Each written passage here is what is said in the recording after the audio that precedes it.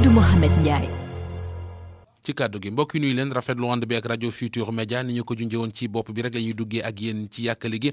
dooree xibaaru digg bëccëg ak wàllu njàng meek njàngale mi ñaar fukki fan ak juróom ci weeru juin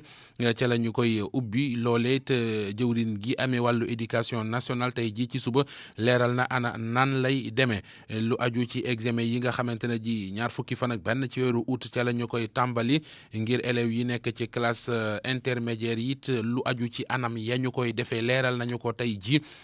ci njiital comité pédagogique lay doon Georges Déthié Diop. ñu jël dogal ne dañuy delluwaat ca classe ya ñu yor njàng meek njàngale mi fësal calendrier wu examen yi wax itam situation yu gone yi nga xamante ne nekkuñ ci ay classe d'examen Dame Diop mooy jëwrin gi ñu dénk lépp lu jëm ci wàllu formation professionnelle. bépp examen dina door ñaar fukki fan ci weeru août 2020 pour ndongo yi nga xam ni dañu nekk ci classe intermédiaire borom xam-xam yi dinañ saytu xool nan la ñuy xoolee seen jàll ci classe yi nga xam ni moo nekk ci seen kanam proposition yooyu dinañ ko def ak borom xam-xam yi fii ak le 31 juillet 2020 pour année scolaire bii di ñëw njàng mi dina door pour que ñu doolelaat xale yi nga xam ni mu am noona lu manqué ci seen formation ak seen jàng xam ngeen ne calendrier scolaire président de la république moo koy dogal donc comme dañ jàpp nañ bés yi président de la république dina jël décret pour daggaat année scolaire bi. kilifa yi jàpp ne faw ñu adapté wu ci situation yëpp virus bi wéy nekk ci biir réew mi ak ci àdduna bi loolee tax ñu war a relever ay défis yu bëri yemul ci wàllu wër-gi-yaram. képp koo xam ne nii ci njàng mi am nga doomu jàngoro bi ñu taxaway ay jumtukaay yoo xam ni dinañ la mën a taxawu bu mu ci ay bi ci des mooy xam ngeen ni ñu ngi jëm ci nawet loolu moo tax ñu jël ay matuwaay pour que ndongo yi nga xam ni dañu nekk ci liñ tuddee ay abri provisoire pour que ñu am ay solution pour que ñu mën a jàngi ci bu ma ci ay beneen bi ci des mooy li nga xam ni moom la ndongo yi di jàng ak nan la ñuy defee examen yi ak concours yi loolu aussi dinañ ci waxtaan ak partenaires yëpp mais leneen li nga xam ni aussi am na solo mooy xale yi nga xam ni ñu ngi nekk ci classe intermédiaire yi seen jàng dina gën di continuer di wéy pour yooyu yëpp dinañ bind bataaxal boo xam ne nii mooy compléter li ñuy wax léegi jublal ko képp ku nekk ci njàng mi à partir de tey ci bés bi ñu nekk. lii yëpp nag li muy jur moo di année scolaire bi maanaam l'école weeru novembre gi ñu dëgmal la fas yéene ubbi du nekk octobre comme ni mu faraloon di amee. gannaaw ba xibaar boobee jibee bari nay kàddu yu jib jëm ci joxe xalaat ñi ko def mooy ñi séq wàllu njàng meek njàngale mi ca ñoom bokk na ci syndicat gi jaboote jàngalekat yi tuddee seen bopp syndicat G7 la ñu cay ñaawlu moo di daal ni ñu bëgg a patamee yëf yi te jekkaguñu nee nañu nag mbooleem lu ci mën di am rek na gouvernement bi xam ne mooy njàkk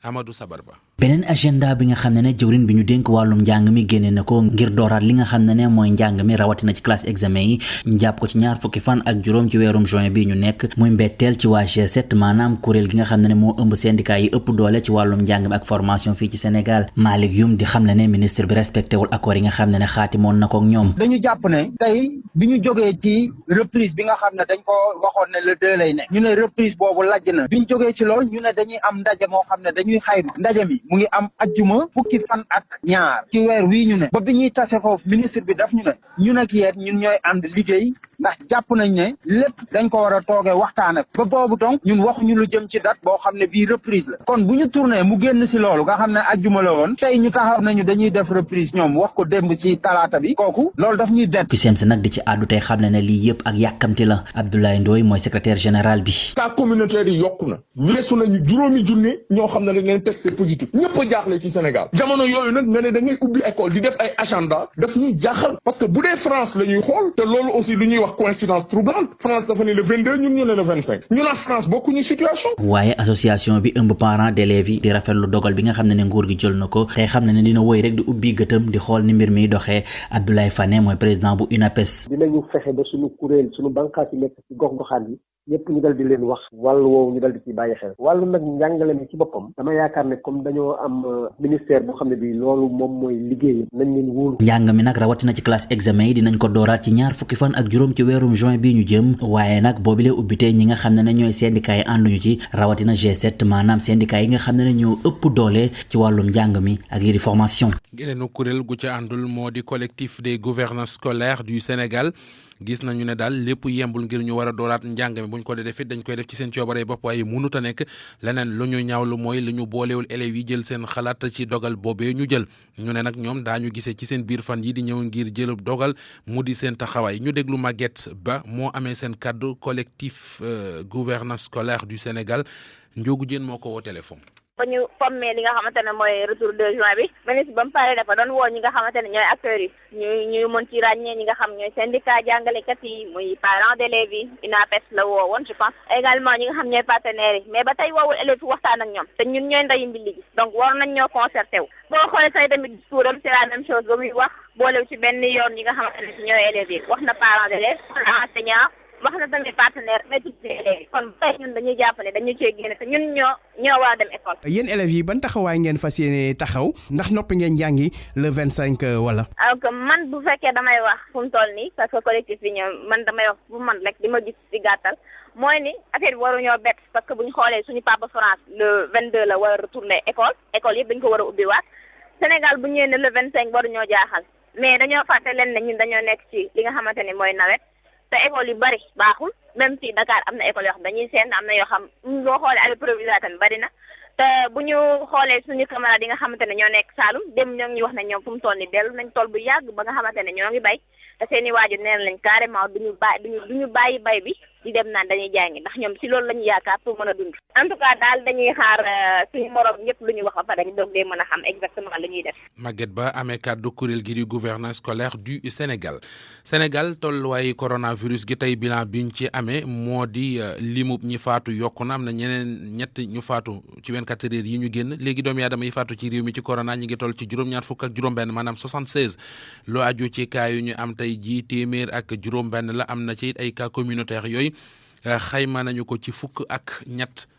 ñu déglu kon leerali docteur Aliou Zouali Diouf ministère de la santé. ci junni ak ñeent téeméer ak juróom-benn test yi ñu def téeméer ak juróom-benn ñoo ci positif juróom-ñeent fukk ak ñett yi di ay cas contact fukk ak ñett yi di ay cas communautaire yu ñu gis ci Touba ñeent Rufisque ñaar Mbao benn Guédiawaye benn Liberté 6 benn Grand Yoff benn Yaraax benn Cambérène benn ak Kaolack benn cas téeméer ak fukk ci malade yi ñu hospitalisé woon wër nañu bésu tey fukk ak juróom-ñaari malade ñu ngi ci suñu service réanimation yi démb mercredi 16 juin 2020 ñu enregistré ci suñu structure de santé yi ñetti malade yu ñàkk seen bakkan ministère de la santé et de l'action sociale mu ngi jaale seen mbokk yi ñeneen ñi des hôpital ñu ngi am tan ci bésu tey dalee ko ci cas bu njëkk ba wàññi nañu fii ci Sénégal juróomi junni ak ñeenti téeméer ak juróom-ñaar fukk ak juróomi cas yu positif ñetti junni ak juróom-ñaari téeméer ak fukk ak juróom benn wër nañ ci juróom-ñaar fukk ak juróom benn ñàkk ci seen bakkan mu des junni ak juróom benn téeméer ak juróom-ñett fukk ak ñaar ci suñu hôpitaux yi ñu leen di traité. Xombal nekk ci diwaanu Kees seetlu nañu ne coronavirus ba ma nga fa ndax fukki cas corona ak benn am nañu fa am na it keneen ku fa faatu ndax corona loolee it la mu jur daal moo di ñu bari ci askan wi kon dem l'hôpital ak ku leen rey la ñu yemale ñenn ñi tiitaan ngi leen koy jural ña ci des dañ koo farataalul leneen lu ñu dul jëfe moo di li ñu ne nañu ko def ngir moytu corona du sax des koy sàggane waaye ñàkk koo xam la Cheikh Anta Diop. daanaka fii ci Xombal de jàngoro ji di coronavirus dugg na fii lu toll ci fukki nit ak benn de am nañ ko docteur Sitor Ndour di médecin chef district sanitaire bu Xombal. Xombal actuellement enregistré nañu fukki cas ak benn. am na koo xam ne aussi yàlla dogal na ba mu ñàkk ci bakkanam. feebar bi nag tax ne way feebar yi kenn nangootul dem ci poste de santé yi wala sax ci hôpital bi ñu gis ne fii ci district sanitaire bu Xombal daanaka salle consultation yeeg ak hospitalisation yi yëpp a tëj. loolee nag indi na njàqare ci médecin chef bu district bu Xombal di Sitor Ndour. moo jaaxal patient yaa ngi gisuñu leen. te man mënuma comprendre ni malade amul parce que chaque jour li ñuy alerter le plus souvent dañ naan dëj am na fële nit ñaa ngi fay dajaloo dëj am na fii. ça veut dire que malheureusement constaté nañ probablement augmentation décès yi te bu augmentation décès yi man li ma ciy xalaat mooy nit ñi certainement dañ feebar mais ragal a ñëw hôpital toog seen kër pour ñu xam ne fii hôpital jël nañu suñu matuwaay ngay gis ñoo xam ni duñu respecter mesure barrière duñ takk masque boo leen waxee sax ñoom dañu yaakaar ne yow da ngay wax lu la neex wala xëy na da nga cee am intérêt. njiitu comité communal bu ciblage bi di Makumba Fall moom nag nee na li ko gën a metti moom mooy jamono yi tembe de jàngoro ji di coronavirus waa Xombol lañ koy soofantal. j'ai dit à monsieur le commandant la nga xam ne moom la ñu waxoon ci mesure barrière defante ko ak population yi. maire bu dëkk bi di Pape Mboup ak commandant gendarmerie bu Xombol nee nañ daañu def seen kéemtalaay kàttan jàppale médecin chef bu district ngir feebar bii di coronavirus génn ci Xombol. RFM Thiès, Cheikh Anta Diop. Cheikh Anta Diop ngeen di ànd ak rajo Futur Média di déglu xibaaru digg bëccëg gi 13h13. ak RFM kumpa jeex na. Kër Massar it seetlu nañu ne jàngoroy coronavirus ba ma nga fay law barab boobe fale ca banlieue bu Ndakaaru nemmeeku nañu fa téeméeri cas coronavirus yu manqué juróom-ñett am na it ñeenti nit yoo xamante ne ji faatu nañu ca cas communautaire yet ña nga ne fa jasar Kumba Sanjaan Fay. turu Kër Massar ñu koy faral di dégg ci liste ñi amee feebaru coronavirus te xamuñu fu ñu ko jëlee bi district sanitaire bi enregistré kaawam bu njëkk ba supp ñett fan ci weeru avril commune bu Kër Massar te jile am na lu tollook juróom fukk ak ñett cas communautaire ci juróom ñeent fukk ak ñaar cas yi district sanitaire bi déclaré positif bi negi nii ak fanweer ak juróom ñaar cas contact ak ñaari cas importé ci waay wopp yooyu ñeent nit daal nañ ci faatu fanweer ci ñoom wér nañu ba dellu ci seen njaboot mu am ay cas contact suivi seen lim toll ci juróom-ñetti téeméer ak fukk ak juróom-ñeent mu bokk ci ñoom waaye tukkikat ñi coronavirus bi gën a laal ci commune bu Kër Massar di ay ndaw seen at boo koy xool toll ci fanweer ak juróom-ñett lu ko yées wala lu ko ëpp tuuti ñu doon it ay góor donte cas communautaire yi ñu nemmeeku ci bile commune bëri na ma fàttali ko juróom fukk ak ñett li ñu nemmeeku mooy ñu bëri ci askanu Kër Massar ak quartier yi mu boot ñu ngi dund mel ni jamono ji virus bi duggul ci Kër Massar lii di takkub masque bi sàlla wuñu ak moom ci lieu de rassemblement yi yu ci mel ni marché ak rond-point bu Kër Massar moo ne foofee préfet bu Pikine jële woon na leen fa wante ba ñu dugalee woyofal mesure yooyu ak léegi lépp dafa dellu comme ni mu meloon fii ci Kër Massar. ñi nga xam ne ñooy personnel lu Croix-Rouge ba ñu affecté ci clinique Golf bi nga xamante ne ji moo nekk ca Cambérène ñuy toppatoo ña fa nekk te woppi Covid 19 téye leen fa ñoom nee nañu bu ñu moytul danañu gerew li ñu bëgg mooy ñetti weer yoo xam ne dañ leen koo ameel fayuñu leen ko boole ci kit bëgg nañu ñu bind leen ci assurance maladie ñoom agent yu Croix-Rouge yooyu ñi ngi ñaawlu anam ya ñuy liggéeyee ca fa ñu leen affecté mu di ci clinique Golf ba ca Cambérène. Pape Maguette Niang mi ngi leeral na yëf yee demee ñu déglu koog Nafissatou Sylla. Depuis le 3 avril la ñu defoon suñu formation ba ñu commencé liggéey ba tey jotaguñu suñu salaire voilà dañuy liggéey di sonn ci kaw sol suñu ëpp yi nga xam ne ni mu tàngee et puis ñu war ko def 45 minutes ñun léeg-léeg dañ ciy def 2 heures de temps ci kaw ci maladie donc nga xam ni c'est difficile mënuñoo jot suñu salaire bu ñu leen laajee ñu naan ñu tey suba ci ñoo xamante ni si ni ñoom ñooy rey seen bopp am ñu tëdd seen i kër climatiseurs yi di leen ëpp léegi ñoom ñooy nekkete ñoom ñooy mujjee lekk xaalis bi xam nga ne loolu lu garaaw la loolu nag xel mënu ko nangu def nañu grève 2 fois léegi ci ñaari yoon yooyu yëpp bu ñu defee grève dañuy dem ba benn jamono malade yi commencé di wax ni ñoom dañu xiif dañu sonn di ñu woo di ñu message moo tax ñu mujj a dem yéegalaat leen seen lekk jox leen ñu mais parce que wax nañu fii ak vendredi suñu situation dinañ ko décanter donc ñi ngi xaar fii ak vendredi bu ñu deful dara nag moom dinañ def grève boo xamante ni si nii ñun hygiénistes yi médecins yi infirmiers yi buanderies yi képp kuy liggéey ci clinique Golf bi dinañ àndandoo def grève parce que ñun ñëpp fi mu toll ñoo yëgandoo situation bi amul nag fu mu yem nouvel ordre mooy bu ñu décanter suñu situation incha allah léegi nag ñun ñu ngi ci coordination yi nii voilà loolu daal moom mooy li fi nekk voilà. RFM rajo askan wi. 32e chambre tribunal grande instance bu Paris ña nga ba léegi di lijjanti mbirum Lamine Diack ak ñeneen ñi nga xamante ne ji kon dañ leen di toppee tuumay guerre di corruption bëccëgu tey gi nag défense gi ñoo amee kàddu gi leerali Cheikh Sidou Sylla. dafa mel ni histoire benn góor la bu bare kersa bëgg liggéey xaw a naïf te respecté bu baax hiérarchie ci liggéey kaayom mu nekk tey ci benn problème bi nga xam ni xamul nu mu demee. dafa mel ni loolu mooy ligne de défense maître Marc Desmichel avocat Gabriel Dollé nekkoon ancien responsable service antidopage bu I2A. pendant toute sa plaidoirie mu ngi doon tenté seetal client bi nga xam ni tey am na 78 ans. nee na Gabriel Dollé musul am ay doute ci sincérité Lamine Diack lépp lu mu ko wax daf koy accepter loolu moo tax bi mu ko ooyee mu wax ko pour mu gérer ko dossier athlète russe yi tegu ci baat. parce que Lamine Diack kilifam la waat na aussi ni Lamine Diack musu ko jox dërëm ci affaire boobu nee nag Lamine Diack lenn rek la ko assuré mooy que athlètes yu dopé yi du ñu bokk ci benn compétition nee na Gabriel Dollé benn erreur rek la def mooy gëm waxu Lamine Diack waaye Lamine Diack daf ko joué sale coup Massata Diack moom dafa bëggoon dugal ñëpp ci magu yu mu doon def avocat bi nee na du plaider relax puisque client am reconnaître na fay waaye tey changé na mu ngi regretter lépp lu passé ndax affaire bi laal na ko bu baax def na faute waaye mu ngi koy assumer loolu yëpp avocat bi daf ko wax pour demander clémence ñu fàttali leen aussi tey mooy dernier jour procès bi jugement tellement dañ koy def en délibéré démba président bi wax na ni tey ci ngoon lay joxe date bi ku doon jokkoo ak yéen ci palais de justice bu Paris Cheikh Sidou Silla RFM. Cheikh ñu dellu si Ndakaaru dellu si Sénégal kon ak plainte bi nga xam ne député Aïda Mbodj nee na dana ko déposer plainte contre X ndax ba mu yëkkatee maanaam lettre question d'actualité teg ci njiital taabali njiital assemblée nationale ngir bëgg ministre yu ci mel ni ministre de la santé ak ministre bi ñu dénk développement communautaire mu di Abdoulaye Diouf Sarr ak Mansour Faye dem ca kanamu député leeral seenu doxalin ak jéego yi ñuy teg jëm ci xeex gi ñuy xeex coronavirus moom soxna Aïda Mbodj honorable député nee na bi mu yëkkatee boobi la leetar jébbal njiital assemblée nationale dafa am ñu làqu ci ginnaaw bi di ko woo di ko tëkku maanaam di ko menacer de mort loolee nag la bëgg mu leer balay leneen kon da ci am tax na moom député Aïda Mbodj dana porter plainte contre X wutali diwaanu Casamance ak la ñu fa seetlu jamono ji mu di fitna jafa tàmbalee jolliwaat ay ndell yuy ruure ci suufi nit di ca joggi yëf yi di jur musiba loolee nag ñoo xamante ne jikkoon mas na leen a dal ba ñu dund ci jafe-jafe yëkkati nañu seen kàddu la ñu bëgg mooy ne ñëpp ànd ñu booloo fépp foo xam ne ruur nañu fa ndell ñu daal di koy dindi ngir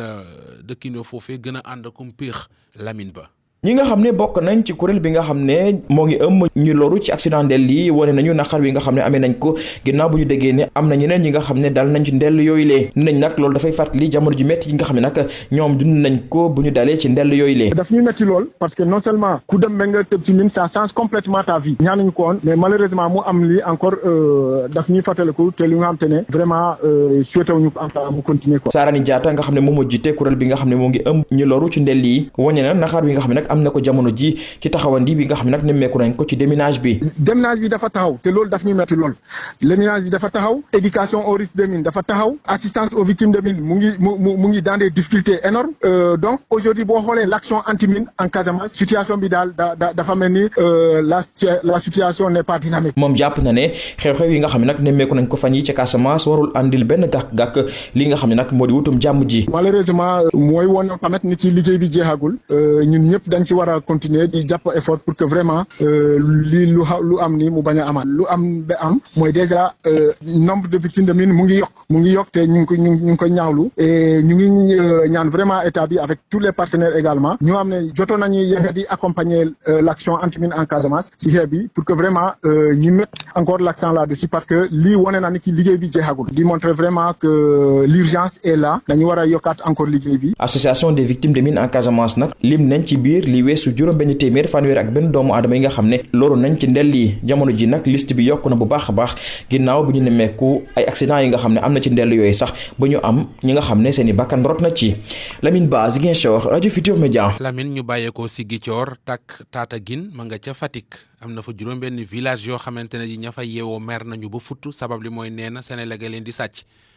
ay baykat lañu seen loxo jotul seen ginnaaw ay 2016 ba léegi ñoo ngi leen indil courant boo xam ne lañ leen cay fayal daanaka jéggim si raata ko gën a sedd tax ñu sàkku ci kilifa yi jiite réew mi ñu ubbi ci enquête ndax la fa xew jéggi na dayo ab toogaanu ñaxtu la ñu xëye woon tey ji Aminata Goudiaby ab collectif nag la ñu taxawal ne dañoo fas yéene xeex li ñuy woowee ab arnaque ñoom ñi nga xam ne nag ñoom ñoo dëkkee ci village yi di Xondion Ndiosmone Ngoye Ndofongor Ngoye Seko Mbelongout ak Thiamène di wax ne liñ leen di jaayee courant bi dafa cher trop ñi nga xam ne nag ñoom ñoo leen koy jaay ab sous-traitant wu Sénélec la bu tudd électricité du RIP di EDR Alioune Diop moom moo yore seen kàddu. mënuñu comprendre tey ñu ñuy jaayee compteur à 66 000 francs pour nga def benn abonnement il faut nga génne 66 000 francs or que boo demee à la Sénélec c'est moins de 5 000 francs kooku mooy problème bu njëkk bi le kilowatt ñu ngi ñu koy jaay à 316 francs or que boo ñëwee Sénélec moom mu ngi jaayee kilowatt bi moins de 100 francs loolu aussi beneen problème la boo xamante ni vraiment population bi sonn nañ ci trop. askan yi yeewoo ci juróom-benn village yooyu nag lu ci ëpp ay baykat lañu seen doole bëriwul moo tax nag ñoom ñu jàpp ne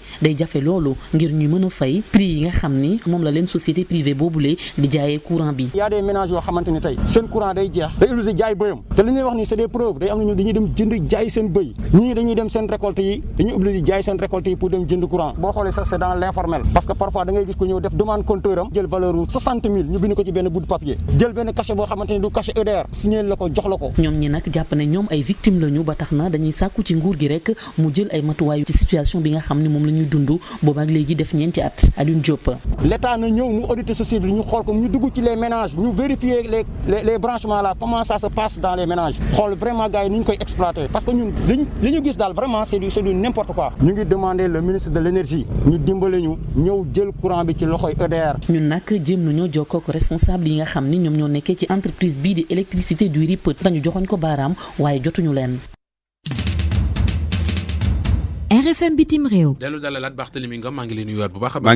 maa ngi lay fay Mamadou Mohamed Ndiaye. ñu dooree koog réewum Gambie commission vérité réconciliation ak réparation nee nañu ñi nga xam ne ñoom la ñu denc ci kaso yi anam yañ fa nekkee nañ ci góorgóorlu ba mu gën a gën. proposition bi koo xamante ne la ab responsable la sax ca administration pénitentiaire ba moom moo ko def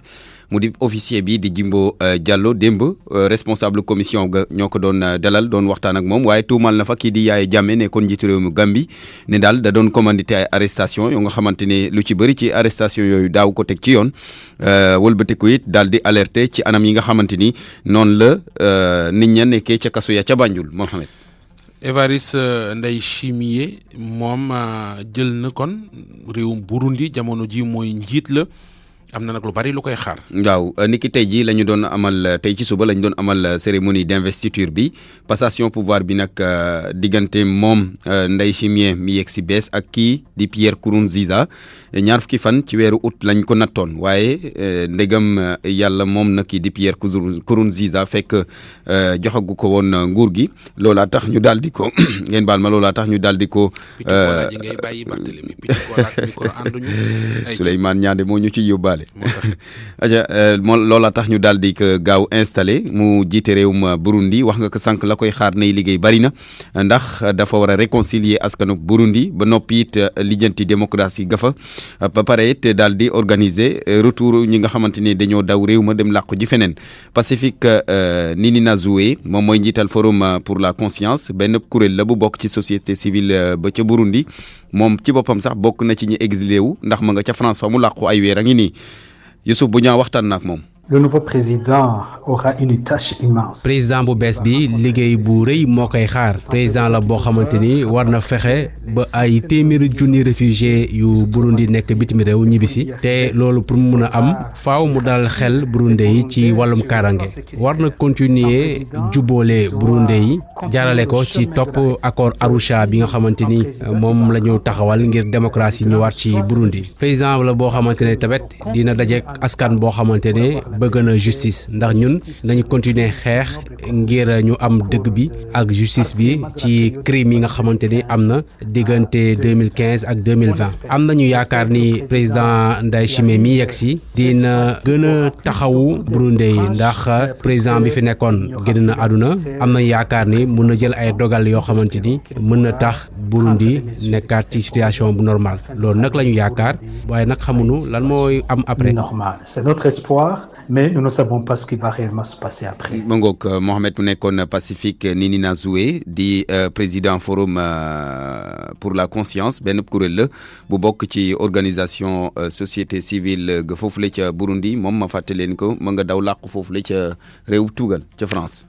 présidentielle yi ñuy waajal ca réewum Côte d'Ivoire Laurent Gbagbo sàkku na ci gaaña ñu waxtaan. waaw dafa seetlu ne daanaka ñaar fukki at yi weesu yëpp. Côte d'Ivoire saa yu amee élection fitna am ca looloo tax nag mu sàkku ci ñëpp ngir rek nu boole ñu joxante loxo soobu ci waxtaan ndaxte nee na daal la muy Côte d'Ivoire fanweeri fan ak benn ci weeru octobre lay dem ci élection présidentielle waaye daal la fay xeeñ daal neexut loolaa tax muy sàkku ci ñëpp ñu toog waxtaan ànd ak dal moo xam ña nekk ca géew politique ba la moo xam kilifa diini yafa ba ci sax société civile ba ñëpp booloo toog waxtaan su ko defee élection boobu la ñu mun ko amal ci dal moom nag dafa ne dañoo war a tirer ay leçons ci li weesu ci atum 2010 nga xamante ni ba léegi blessure yaa nga fa ak yeneen i mettit yi nga xamante ni askanu Côte d'Ivoire ñu ngi koy ñaawlu loolu lépp nag Laurent Gbagbo mu ngi ko daxëñ ci benn communiqué ñu fàttali leen ne présidentielle ga ca Côte d'Ivoire daañu ko amal fanweeri fan ak benn ci weeru octobre ci at mi.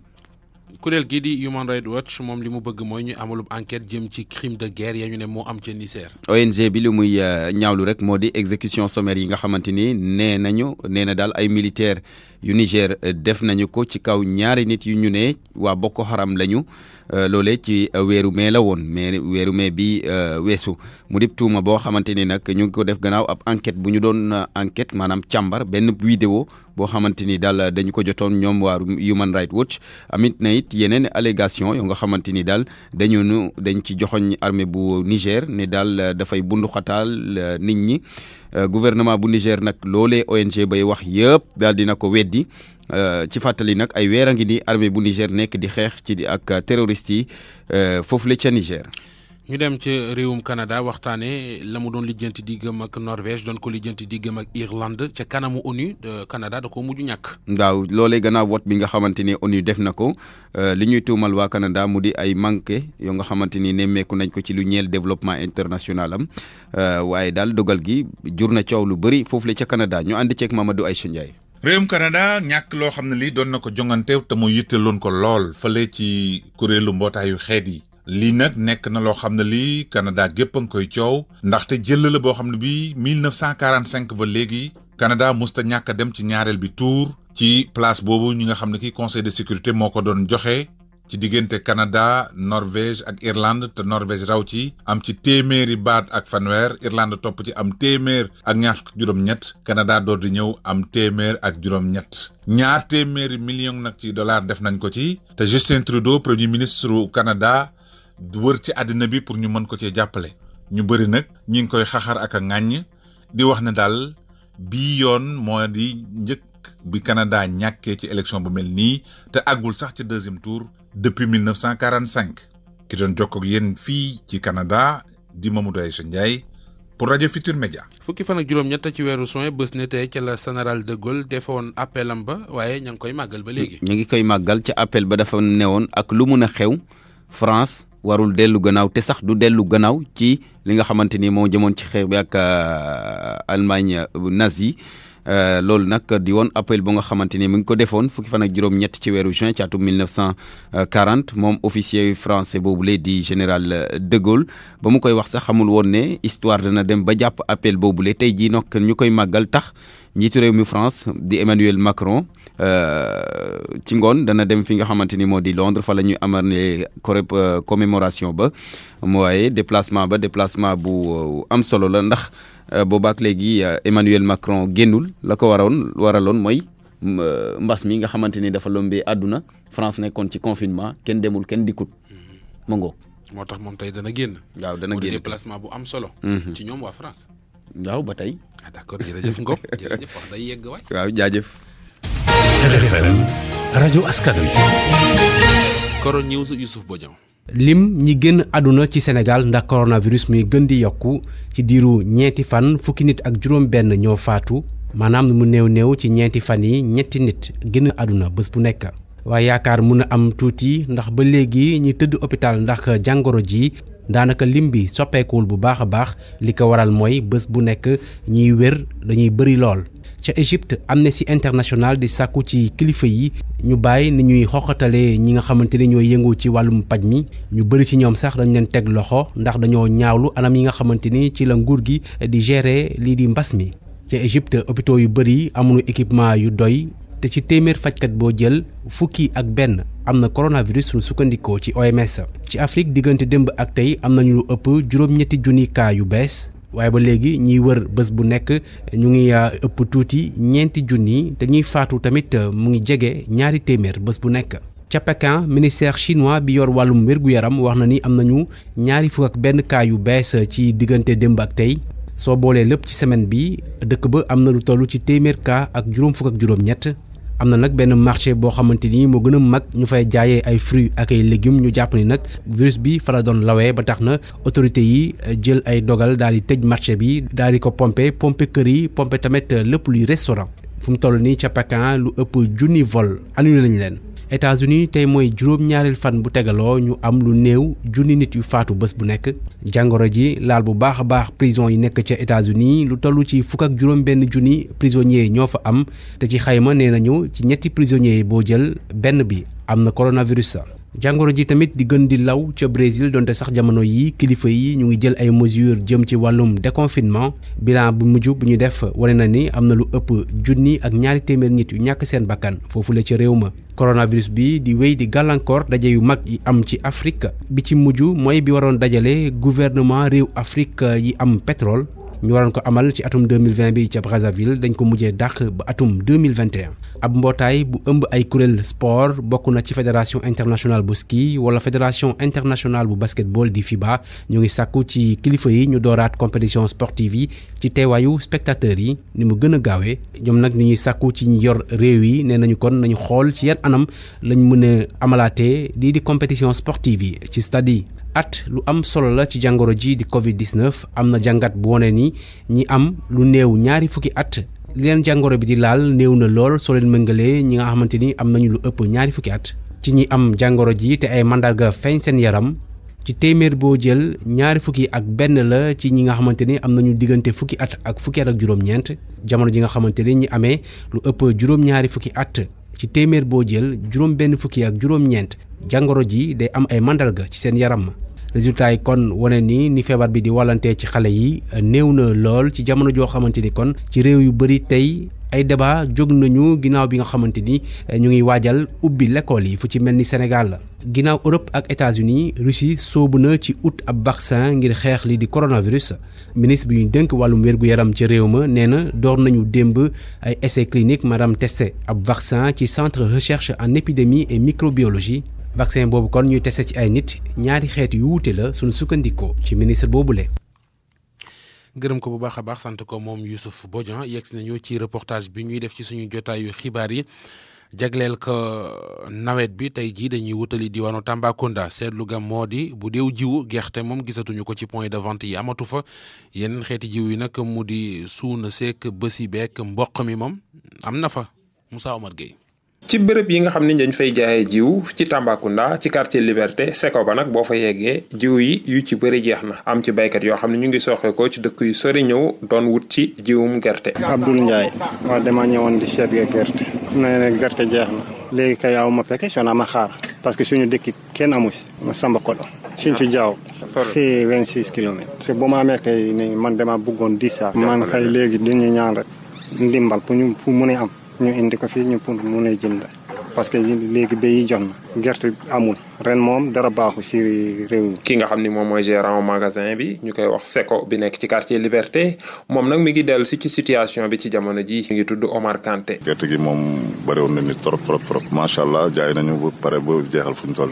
ba léegi ñu ngi ko doon jaay on avait 100 tonnes qui était prévu pour le Seko de Tamba bu ma sañoon ñu yokk ko kay parce que ba léegi nit ñaa ngi may laaj sorgho bi 5 tonnes lañu ma indi lagum ñebe bi 10 tonnes maïs bi 17 tonnes engrais yi yegsigul muy engrais gerte muy engrais dugub muy engrais mboq ak urée bi boobu dara ñëwagul quoi. waaw ceeb bi moom bëri na. c'est subventionné à 100%. commencé naa ko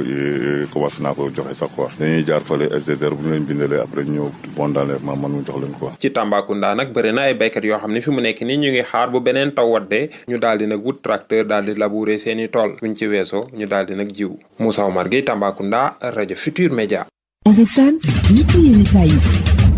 Savon de Marseille Alphé seen gamme Opalia seen quincaillerie AAD Abdou Alima Diop ak seen boutique TTBSF ñoo leen di may li ci yéenekaay yi. Mamadou Mohamed Ndiaye. jërë ngeen jëf gan gi yeewi bay rendi ko fees ko yàpp ko lekk ko bëgg a toog ci suñu kanam di secretu mooy coronavirus bi libération nañu coronavirus bi mi ngi bëgg a rakkaaju ci Sénégal ndax bi mu fi duggee ci weeru mars ak léegi mi ngi fiy def lu dara jarul rey na fi juróom-ñaar fukki doomi aadama ak ñett démb ñetti nit faatu nañu ci réew mi ndax coronavirus bi bërki démb juróom-benni nit bërkaati démb ñeenti nit mu di fukki doomi aadama ak ñett yu faatu ci Sénégal ci jàngoro ji ci diirub ñetti fan yi weesu l'observateur xëy weesu lim bi ba di ñu wax li mu jàpp ne moo waral ñiy faatu ci coronavirus bi tàmbalee sakkan ci Sénégal ubbil yéenekaay bi li mu gis moo di bu ñu nee diw dafa corona sajji xef gi ñu koy sajji xef maanaam stigmatisation gi moo waral ñu bari ci askan yi bu ñu coronawee du ñu bëgg a yëglu seeni kër la ñu toog di ko sooxaale ba mu jural leen musiba mbab ba kumba soriwul li ñu journal Source A ne moo am ca Touba ne waa Pompier service d'hygiène ak Croix-Rouge ñoo bëggoon a suul ay nit yu faatu ci corona bi waaye daanaka dañu leen a toroxal lieutenant colonel Adama Diouf commandant des sapeurs-pompiers ne ñu ci journal bi seetlu nañu ne léegi bu amee ko faatu ci coronavirus bi ñu bëgg koo suul askan wi duñu may fu ñu yàq suñu nag dañu ñuy fitnaal dëgg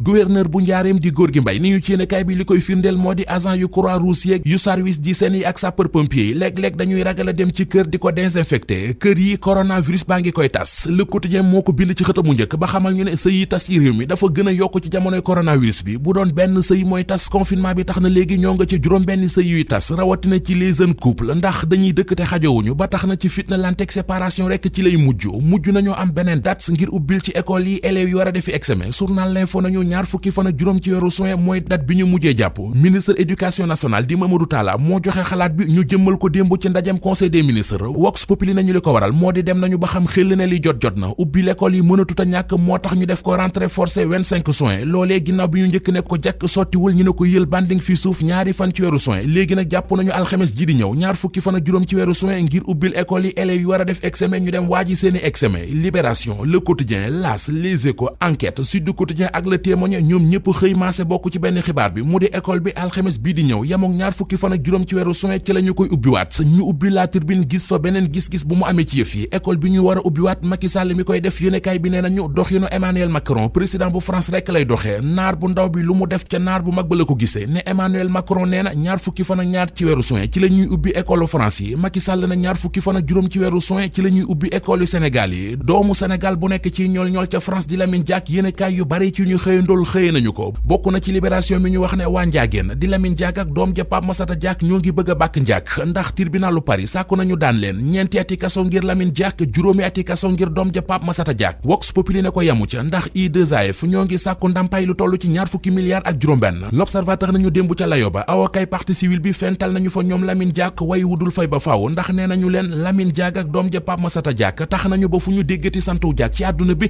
xel dem ci corruption mu di guerre ak nduxum li am ci réew mi di suufu Sénégal si ñu caxat-caxate ak di ko saax-saaxee Source A nee nañu moo waral ay nit yu dëkk ca Géejawaay Yëmbal Malika ba Tivaouane Peulh taxaw nañu takku ba dëgër ngir xeex ko collectif aar sunu suuf aar sunu littoral def nañu ab plainte ba teg ko ci taabali directeur général impôts et domaines la si ne kaay nañu ñaari nit a ngi di kilifa ci réew mi mu di Abdou Karim Sall ministre de l'environnement ak Abdoulaye Timbo maire bu Pikine nee nañu forêt classée de Mbao lu fa lëj rek ñoom ñaar ñooñu ñoo ko lëjal ay ndaw yu nekk ca Mbao ñoo ne Abdou Karim Sall moo bëgg a jël fukki hectares yi suuf ca forêt classée bu Mbao jox ko Abdoulaye Timbo laas nañu mu di tuuma yooyu cellule de communication bu Abdou Karim Sall weddi nañu ko ba mu set wecc nee nañu Abdou Karim Sall taxewul laalewul ci loolee ñuy wax ci li ñu journal Source A nañu moo xew ci réew mi di Kenya coronavirus bi moo tax ñu confiné nit ña waaye ci diggante janvier gi ñu tàmbali confinement bi ak ci weeru mai gi ñu ko jeexal nit ña ñàkk lu ñu def ak ñàkk fu ñu jëm moo waral gune yu góor ya sëgg ci gone yu jigéen yi ba ëmbal ci ñoom ñetti junniy xale yu jigéen ak juróom-ñeenti téeméer ak juróom-benn fukk ak ñeent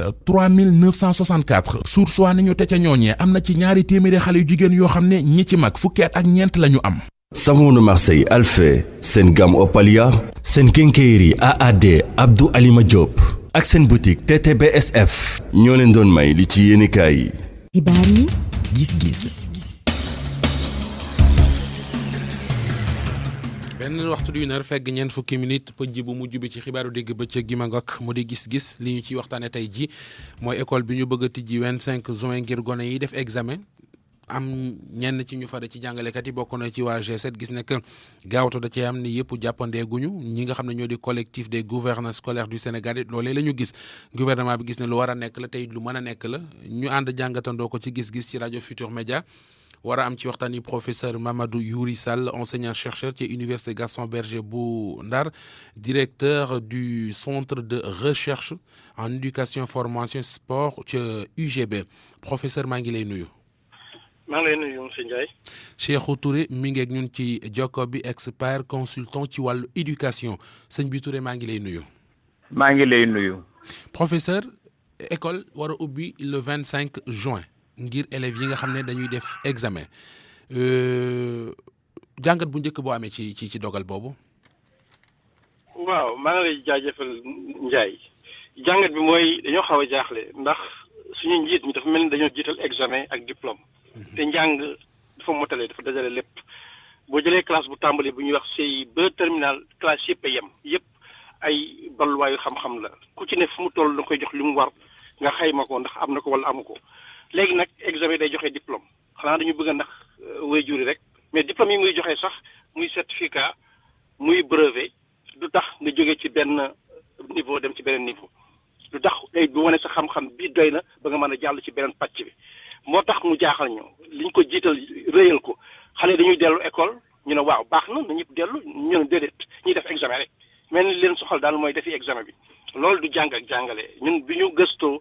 ci daara yu koy université Gaston Berger mooy ñuy xel di xalaat ci mbirum njàng ak jàngale ak tàggat yaram dañ ne nañu bàyyi ba yëf yi dal mbas mi nit ñi gën koo ñeme xel yi xaw a dal bu xel yi dalee fa la jàng di gën a yomb loolu nag comme njiitum réew mi nee na septembre dafa yaakaar ne lu bari dina dal dañuy bàyyi ba septembre bu bàyyi ba septembre ñu fàkk ci ñaari weer muy septembre octobre ci at mi di ñëw ñu mottali ci njàngum xale yépp nag ñëpp CI ba terminal ñu mottali seen njàng xayma leen ñoom ñëpp xayma yépp a baax xayma yi ñu war a def ci xale yooyu sax yi def CI ak CP ñu ëpp njëriñ ci xayma boo xam ne day joxe diplôme ndax xayma yi joxe diplôme leneen lay wone waaw xayma yii nag yi xale yëpp war a def mooy day wone sa day natt seen xel xam-xam waaw très bien léegi nag loolu ñu waroon def bu ñu xamee loolu ñëpp duggandoo septembre ñu matali seen njàng ñu dugg novembre ci at mu bees ni ñoom noonu lañu ko xaw a defee waaye ni ñu ko defee daal xaw nañu jaaxal waaw parce que dafay mel ne maanaam tuba yi bàyyi jagal lay doon rek xotti fii taf fii comme ni ngeen koy waxee déshabiller Jean pour habiller Paul waaye loolu yàgg na fi waaye loolu dafay yàgg Ndiaye xam nga dañoo jox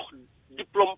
ay ëpp doole mooy kii système francophone la ba finalement yeneen classe sax dañ koy négliger booy jàng CI ba CM1 amul njëriñ pour ñoom dañuy bàyyi ba ngay egg CM2 ñu def seen doole yépp nag moo tax résultat yi di catastrophique résultat yëpp a bon. dafa mel ne ñoom diplôme moo leen ëppal njëriñ xam-xam. très bien dinaa ñëw ci yow mais bëgg naa am xalaatu Cheikhou Touré ci dogal bu ni mel expert ci wàllu expert consultant ci wàllu éducation Cheikhou Touré noo jàngatee dogal boobu. waaw jërëjëf déjà ci li professeur wax dama ci bëgg dolli benn xalaat. mooy que Covid 19 kenn mënul ne jamono sangam lay jóge ci réew mi. parce que pour mu jóge ci réew mi wax naa ko ci beneen laaj bu ngeen ma doon laaj il faudrait que ñu organiser nit ñi à la base ci comité de conseil de quartier yi kuy dugg ñu xam la li ñuy def ci biir quartier bi nit ñi surveillante pour que ñu xeex ak Covid bi ci conseil de quartier yi au lieu de dire tel groupe d'acteurs, tout est problème d'organisation su ko defee Covid bi dina gaaw a dem. beneen bi mooy dëgëral naa ko ci li mu wax ne droit éducation c'est-à-dire ñëpp a yem ci éducation waruñu tànn ñi bàyyi ñi. mi ngi ci article 8 bu constitution sénégalaise c'est-à-dire ci charte bi. benn poñ la ci boo xamee ne dañ ne ñëpp la ñu war a jël en charge donc loolu bu ñuy wut ay pasine ak ay pexe dañ ko war a jiital beneen bi maintenant nga xamee ne mooy sànq li ma waxoon ci tubaab mooy mënuloo faj wala nga dem di saafara loo xamee ne xamuloo ko li ñu waroon jëkk a def ba tax le 2 sottiwul mooy am nañ ñuy représenter di toogal éducation ci fi gën a suufee muy inspection yi district yi donc ñooñu bu ñu leen joxoon ay moyens ñu dem ci établissement bu nekk dañu war a xayma lan moo fa am ak lan moo manqué pour vraiment ñu maîtriser li ñu war a def yónnee ko gouvernement bi mu xayma lan lay jar ak lan la ñu war a def su ko defee dinañ ko mën a saafara enseignants yi bu fekkee ne dañu war a dem mën nañ ko organiser neneen noo xamante ne du niñ ko defee kon problème bu njëkk bi sànq bi ma koy wax mooy planifier maanaam di jéem a xayma kañ la ak di définir date dañ ne boo ko bëggee def da ngay wax ne loolu li mu war a nekk mooy da ngay faram fàcce ak di organiser ay jëf ci foo xamee ne ay diiwaan la ak ci benn jamono boo xamee ne da ngay xayma jamono bi ndax li nga bëgg a def yépp xaj na ci ak mu fekk moyens yoo xamee ne am na des moyens disponibles pour que nga mën a atteindre but maanaam li nga bëgg a def nga mën ko def réussir ko loolu nag man mënuma ci waxagum dara parce que affaire bi dafa xat dafa gàtt bi le 2 ak léegi presque 15 jours la ñu bëgg ne la joon noonu defaraat nañ ko ba le 25 c'est-à-dire fii ak benn ay bés dinañu mën a reprendre man en tout cas bëgg naa trop xale yi reprendre mais en tout cas dalul sama xel. Très bien. Il faudrait que ñu gën ñu expliquer ne li ñu war a def yëpp def nañ ko. beneen bi sëñ bi Touré malheureusement waxtu wi dab nañu bëggoon naa la relance mais da ci dul xaj sax maa ngi jéggalu baax il faut que ma dem ci professeur Mamadou Yuri Sall. Professeur. waaw léegi lii am na jël nañu date ne dañuy ubbi école bi le 25 juin pour ñi def examen donc reculer ci dana xaw a jafe léegi tey bu fekkoonte ne am nay conseils yooyu baaxee wala noo gis ne fa la ñu war a jaar ngir maanaam wàññi jafe-jafe yeeg rëq-rëq yeeg yooyu lu muy doon. waaw xam nga li ma ne examen bi ñu jiital waruñu ko woon jiital li ñu waruñu jiital mooy yokk xam-xamu xale yi xayma leen mooy mottali xam-xam bi comme nii lañ ko defee nag.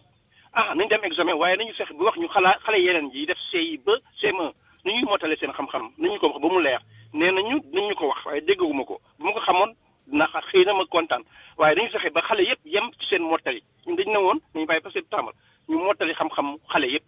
li ñu am doy na bari na trop mais mën nañ ko mottali ñoom ñëpp ñu mottali ko septembre waaye nee na dañuy dem ñuy def examen ñi ci des daal nañu fexe ba seen xam-xam ñu mottali ko ndax bu ñu dem ci yeneen classe yi ñoom it duñu sonn waaw bu ñu ko mottaliwul nag bu ñu demee ci yeneen classe dañuy sonn moo tax lajj yu bari ci examen yi muy bac muy BFM lajj yi di bari dañoo war aussi sëñ Ndiaye di laaj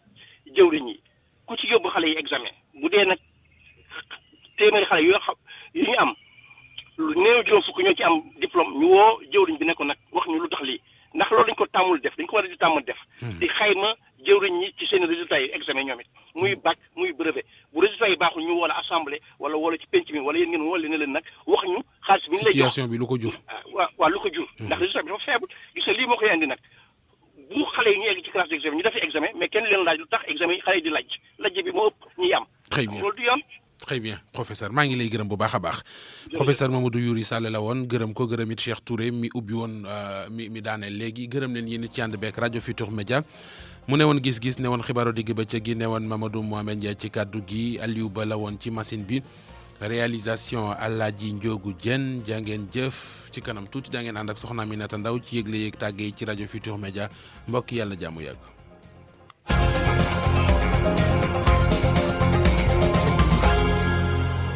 Choisir votre gamme de soins corporels, c'est très facile. Les laboratoires